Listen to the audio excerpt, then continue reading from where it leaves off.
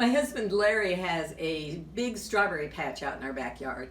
And after I got through making 3 batches of jam and freezing 4 quarts of strawberries and making strawberry shortcake 2 or 3 times, I was trying to think of something else I could make, and all of a sudden the idea of strawberry vereneks popped into my head.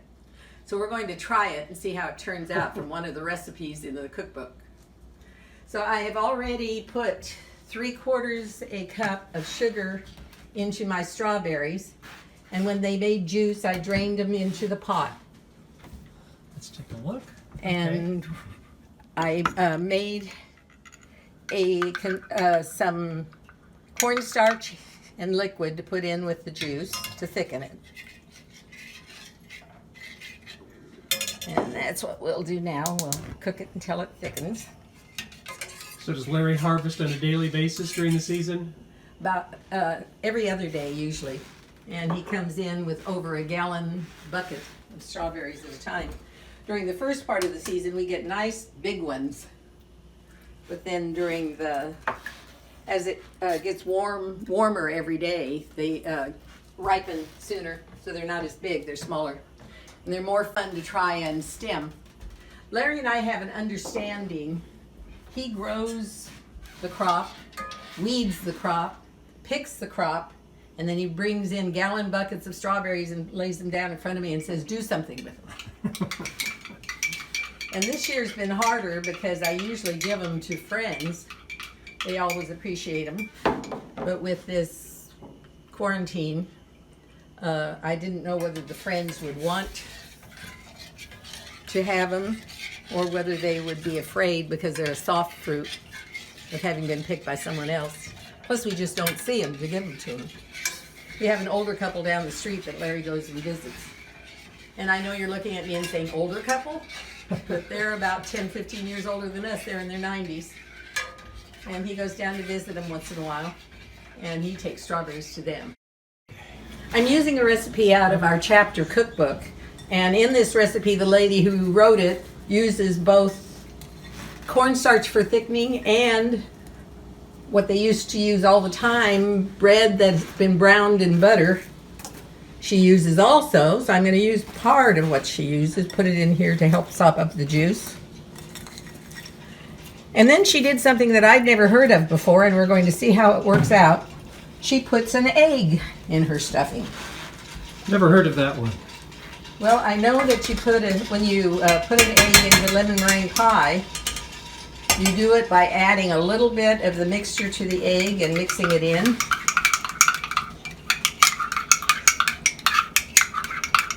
And then you keep adding a little bit more to where the temperatures are getting more equal so that the egg doesn't cook like scrambled eggs, but just is used as a thickener.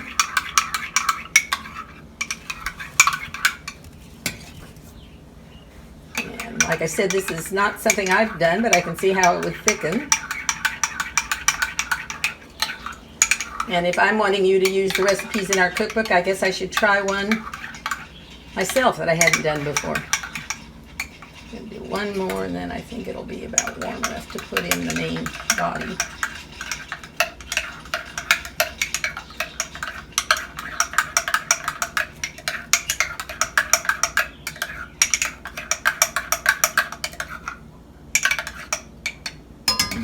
I'm always overcautious,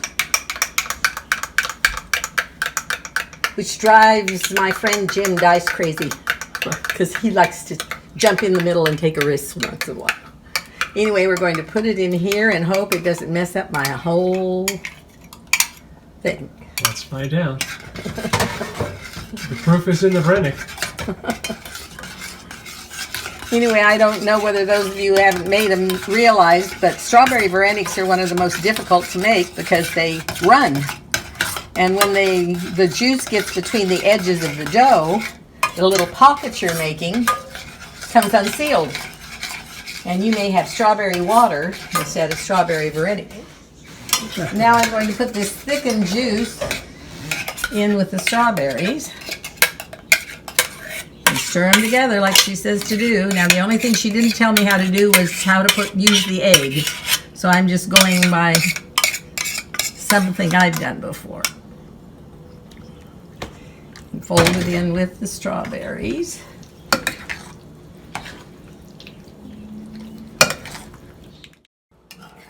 I'm going to take these and put them actually into my freezer for a while I'm making the dough, so that it will cool off enough that maybe they'll be thick enough they won't run.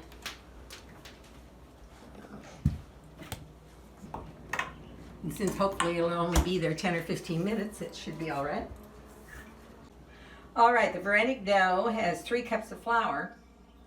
And my friend Verna Fries told me to put in half the flour and the salt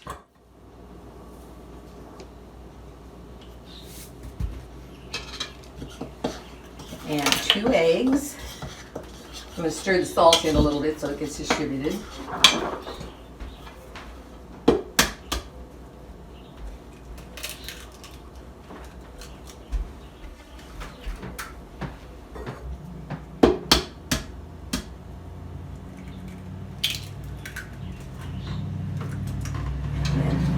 She uses, it's a typical German measurement.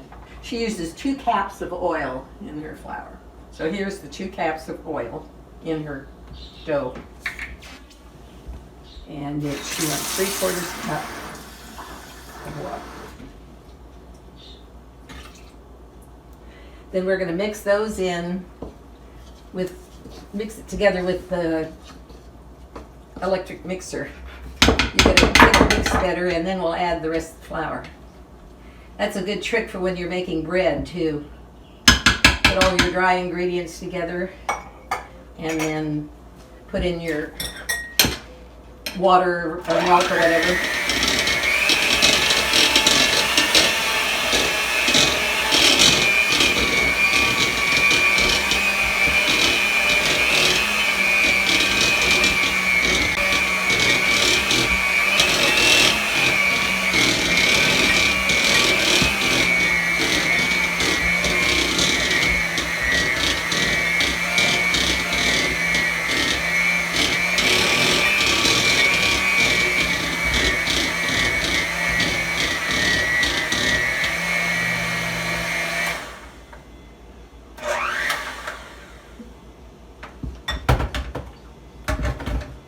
Then we'll add the rest of the flour a little at a time until we get it all in.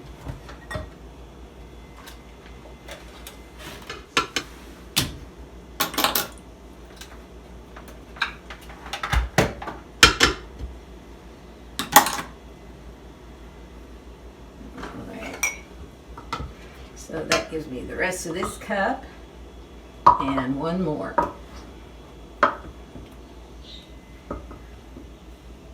You may notice how precisely that I measure.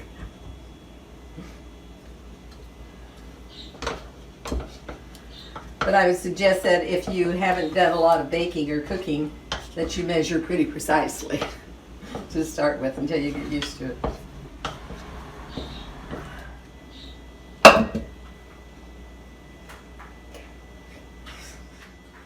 When I'm trying to explain verenika to people, I always tell them the dough is a lot like noodle dough, although it had a lot more water in, and so that makes it softer.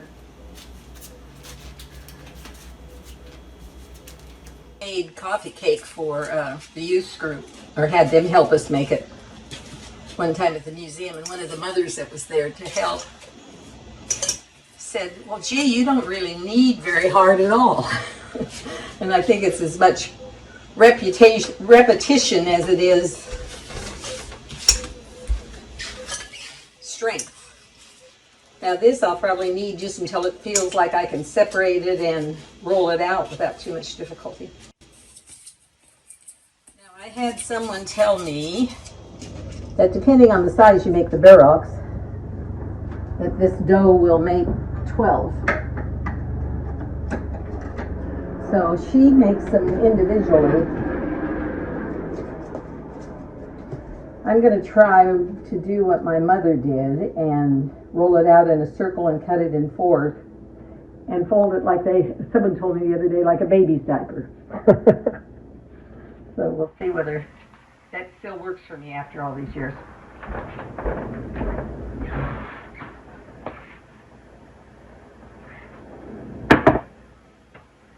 And while I'm getting ready to do that, I'm going to bring the pot of water further forward. Before Jim came, I melted some butter. I'm going to have to warm it up a little again. And the one thing I discovered a few years ago when I made a batch of vereneks after a long time is how much butter do you use. When they get boiled and get put into taken out of the pot, put into a bowl, my mother always put butter under and on top of so they wouldn't stick together. And part of it was because she made so many. She probably made 2 or 3 dozen at a time. And that's because we all complained that there were never enough.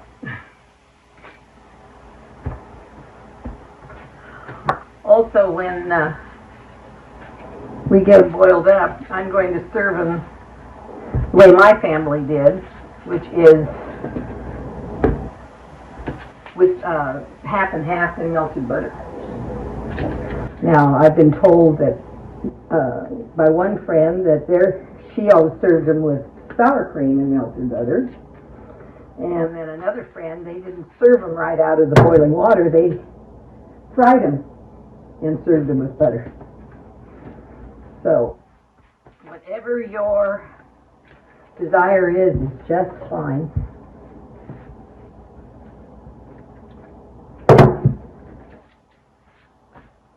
This recipe said something about make the dough the size of a 9-inch pie pan. I don't have my ruler with me. I do have some 9-inch pie pans, but they're buried somewhere. I will do my best guess here. Out of the freezer.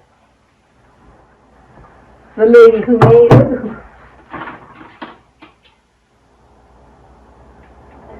See whether it's still a certain amount of runny, so I'm going to try a trick my mother used to do. I'm going to put it on a ring,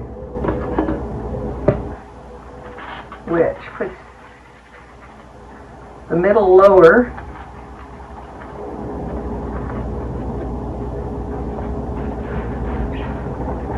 so hopefully the filling won't get in between the places you pinch.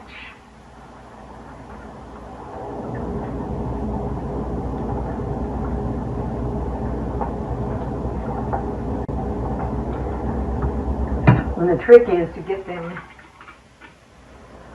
full enough without overfilling. Since this is the first time I've done this in a while, it will probably be the one that breaks open.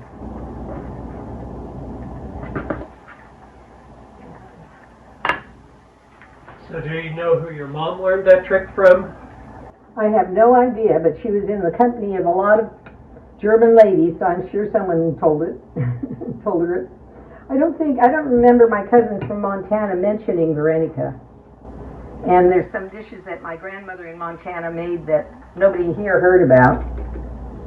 So I think if they made verenika at all, in fact, one of the cookbooks I was looking at, the only ones they made were the cheese ones. And Patty said they called them something else. She said they called them cheese blasters or cheese something. But in the cookbook, you'll see the recipe for this dough under Verna Fries's name. And they didn't call them verenika in her family. They called them runza, which is funny because that's what they call vereneks in the Midwest. Yep. So where the different terms come from, I have no idea. And I have to ask Vera whether runza has a specific meaning in German.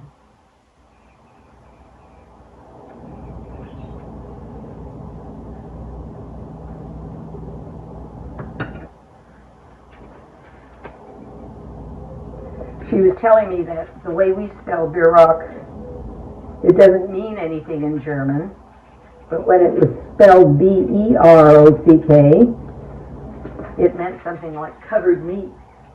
That makes sense. So somehow losing the spelling, we've kind of lost the meaning.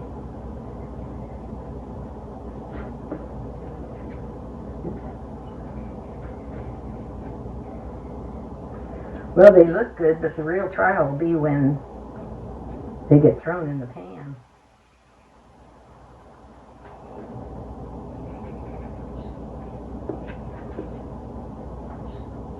We used to love it when Mom had one break open in the pan, because we would have her fry them up with butter as a snack or lunch. I married an Iowa farmer, so he's not used to the concept of meatless meals. First time I made verenek for my in-laws, my father-in-law said, well, they're not bad. Tastes better with a pork chop, though. So that's why I haven't made verenek too often, because I've got a meat and potatoes man. What do you think, Jim? Does that ring thing look like a good idea when you're making?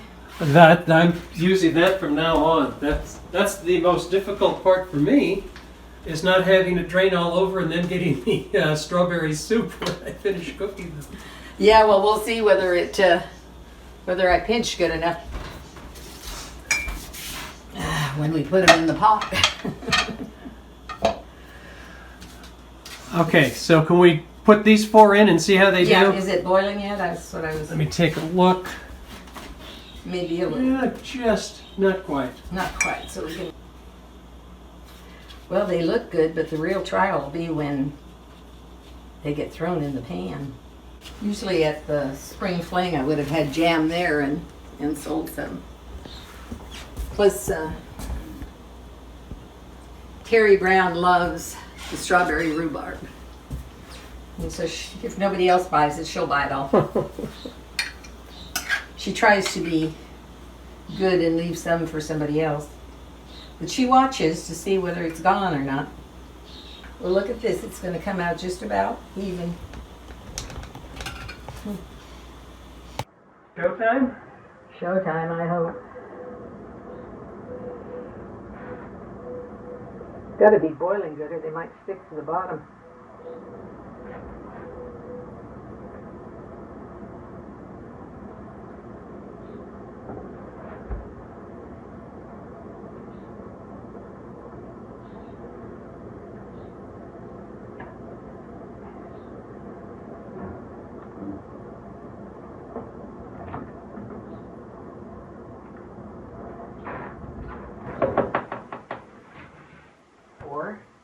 Okay, so what do you do after they, how do you know when they're done?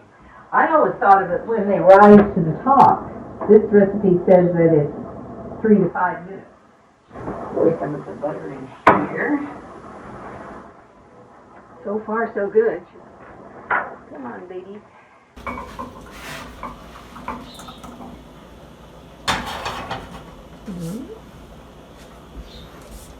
So far, so good. Should we knock on wood?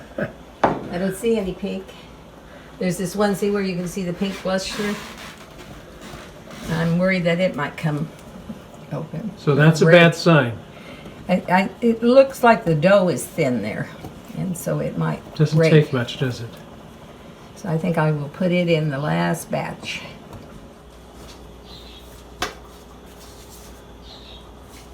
This one feels a little thin too.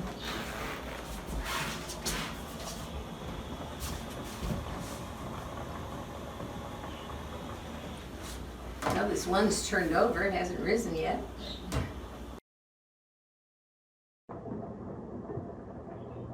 Okay, I don't know why the one got there. Yeah, well, Russians, I think, were the ones who gave us the idea. In fact, in one of the cookbooks I looked at, it said something about Russian verenek. A recipe for Russian verenek, but that was a cheese one. You want to hand me that plate, and we'll put this one in the plate right. And the other two, oops, here comes number 2 or 3.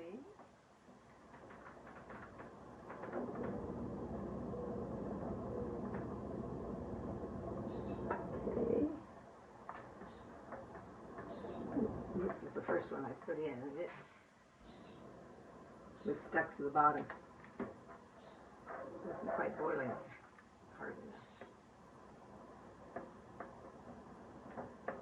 Get it out before the water gets pink. I'm gonna leave it there. Okay.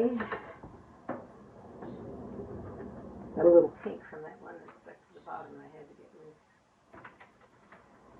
Anyway, let's take it over here and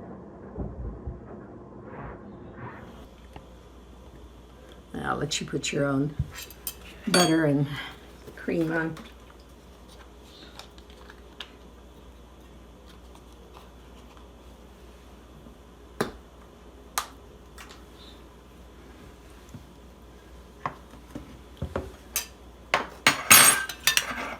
Let's see.